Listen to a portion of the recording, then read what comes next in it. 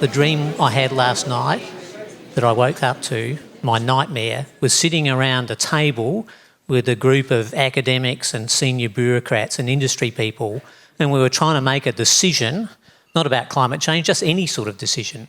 A decision about prioritising investments in activities, and they were using scores and adding them up. And I was getting really angry trying to explain to them that that decision-making process they were using was completely flawed.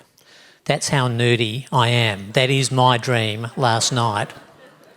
And that's how I've built my career, is transporting very rudimentary applied mathematics and economic thinking into environmental science to a whole group of people who aren't that great about quantitative stuff, and telling them, if you really want to calculate the return on investment from an activity, the benefit divided by the cost, you need to quantify those things. You can't turn cost into a score out of 10 and add it on to the benefit. It doesn't really work like that.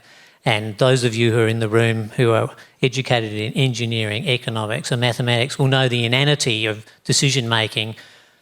That sort of scoring-based decision-making is my nightmare, and it is routine and rife amongst all of society. I can't tell you how many times I've had to make this speech.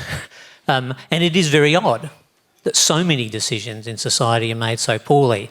So to the point of climate change, all I really care about, and my job as the Chief Scientist of Queensland, is to provide not only rational information about what is right and what is wrong, but also try and bring rational decision-making tools to the table.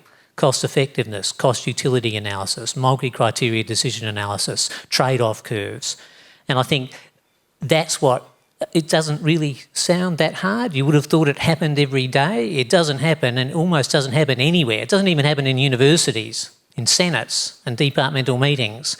There is very little rigour to the way we invest our resources. So if anything, I'll be saying tonight, what are the benefits of a particular set of actions? And that's where actually environmental and conservation science becomes very difficult. If you're just interested in running a company and a business, then benefits are measured in cost, and you do cost-benefit analysis, benefits minus cost. But in the world of the environment, we have things like the ecosystem, we have things like human health, and we have money, and we have even other things that are quite hard to quantify and measure, like equity between people. And can you quantify them all? You can quantify all of those things. You can put metrics on them. How do you combine them in a rational way and do the trade-offs? And I think that's what bedevils society across the board when you've got multiple players, all who have different and quite hard and often hidden benefit functions. And this is where the action comes in, of all the possible actions we can take. How do you look at all those benefit functions and combine them across a group of people and come up with decision-making that makes some sort of sense?